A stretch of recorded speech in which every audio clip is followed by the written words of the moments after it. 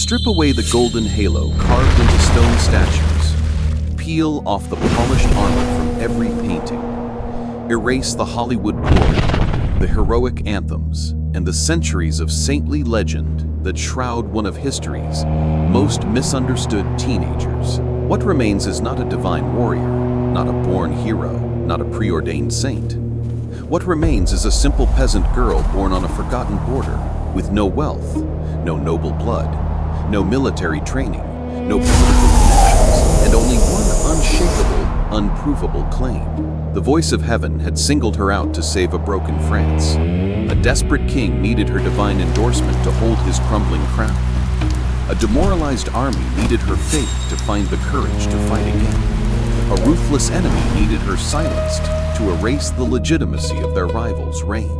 And the cold, unforgiving system of church and state needed her first as a useful symbol.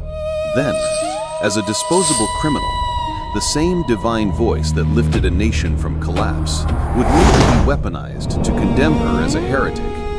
The same girl who turned the tide of 100-year war would die alone, abandoned by the king she crowned, judged by the church she honored, and consumed by the system she served. She was only 19 years old when the world that used her finally discarded her. The battlefield never defeated her. The courtroom did. Even death could not set her free. Centuries later, mankind would still fight over her memory, forge fake relics in her name, and rewrite her story to fit whatever power needed a saint to worship or a heretic to blame. Welcome to Level 1. Before the system can burn you, it has to decide whether your voice is holy, dangerous, or insane. Domremy is not a village built for legends.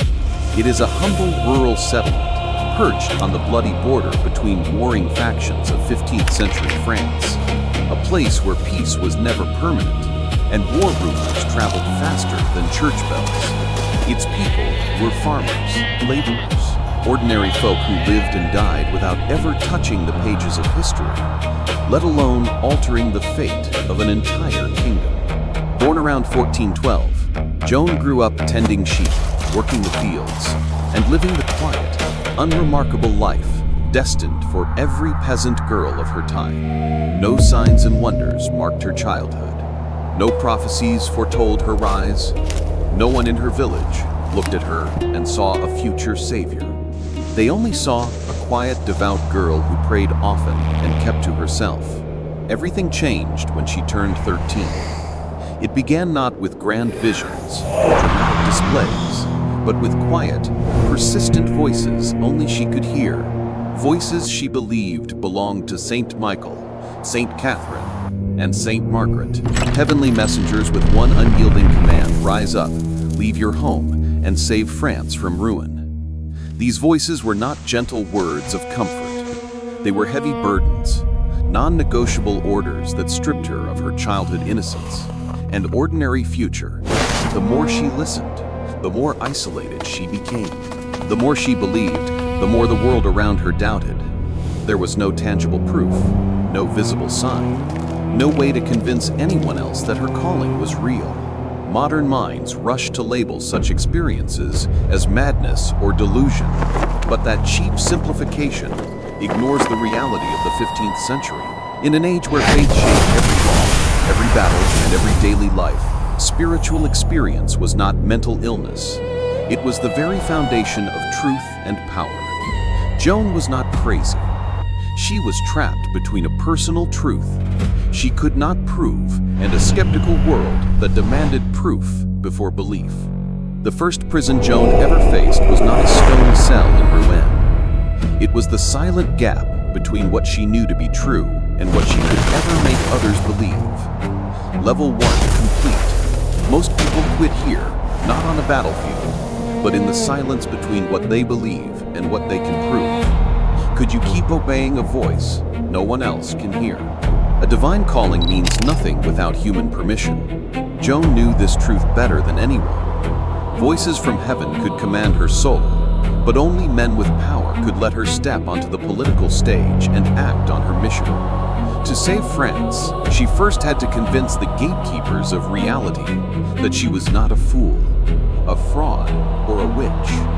Her first journey took her to Vaucouleurs, a small garrison town ruled by Robert de Baudricourt, a hardened military captain with no time for peasant fantasies and no patience for teenage girls claiming divine mandates. Joan arrived uninvited, unknown, and utterly out of place, a tiny peasant girl standing before a room of seasoned soldiers and seasoned skeptics. Baudricourt rejected her outright. He mocked her claims, dismissed her visions as childish nonsense, and sent her back to her village with nothing but ridicule. The soldiers laughed. The townsfolk whispered. Everyone expected the strange girl to give up, return home, and fade back into the quiet life she had left behind. But Joan did not quit. She returned again and again, persistent, unbroken, refusing to let human rejection override her divine orders. Slowly, the mockery faded into curiosity. Baudricourt saw something unusual in the girl. Unshakable resolve, unwavering confidence, and a certainty no ordinary peasant could ever possess. He finally granted her what she wanted: a small escort to travel to Chinon, the court of Charles VII, the discredited Dauphin of France, who desperately needed a miracle to claim his throne. Chinon was no royal fairy tale castle. It was a den of political intrigue, a courtroom of hidden agendas, a nest of nobles and theologians who cared nothing for divine voices and everything for power and survival. Charles VII was not a strong king. He was a vulnerable man, his right to the throne shattered by the 1420 Treaty of Troyes. His kingdom split between English and Burgundian forces, his support crumbling by the day. He did not need another soldier. He needed a symbol. He needed divine proof that heaven sided with his claim. Joan of Arc arrived not just as a girl with a mission, but as political ammunition. The moment she stepped into the court, her faith ceased to be personal. It became political.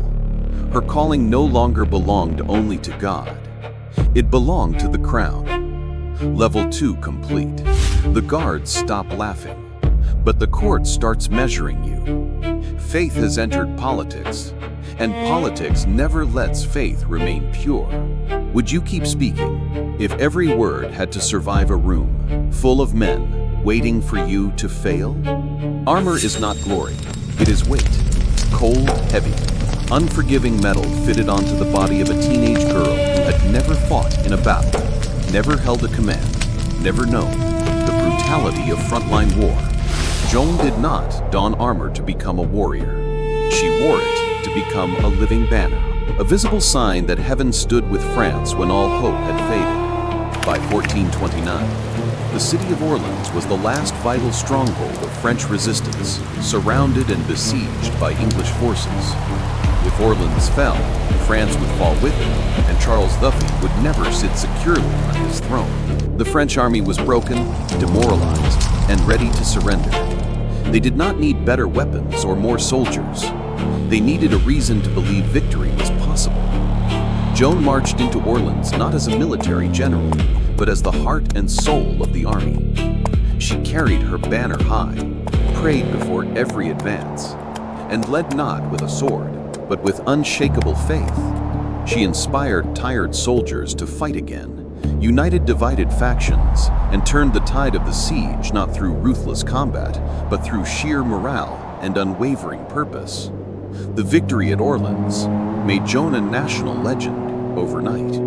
The peasant girl from Domremy was no longer a mocked eccentric or a doubtful prophet. She was France's savior, the divine deliverer the kingdom had begged for. Months later, in July 1429, Charles X was crowned king in Reims Cathedral, the sacred coronation made legitimate solely by Joan's perceived divine backing. But victory carried a hidden, deadly price. The more successful Joan became, the less human she was allowed to be. The king did not need her counsel anymore. He needed her reputation. The army did not need her leadership anymore. They needed her symbolism. The people did not see the teenage girl behind the banner. They only saw the saint. And saints cannot tire, cannot doubt. cannot make mistakes, and cannot be allowed to outshine the crown. Joan had fulfilled her divine mission and secured the king's crown. In doing so, she had become a political threat too powerful to tolerate. Level 3, complete. The city breathes again. The king moves toward his crown. The soldiers look at you like proof that heaven has chosen a side. But once a system turns you into a symbol, it will never ask whether the girl inside can survive the weight. Would you still raise the banner? Battles can be fought and won. Courtrooms can rewrite what victory means. In 1430, Joan was captured near Compiègne by Burgundian allies of the English, betrayed and abandoned by the French king she had crowned.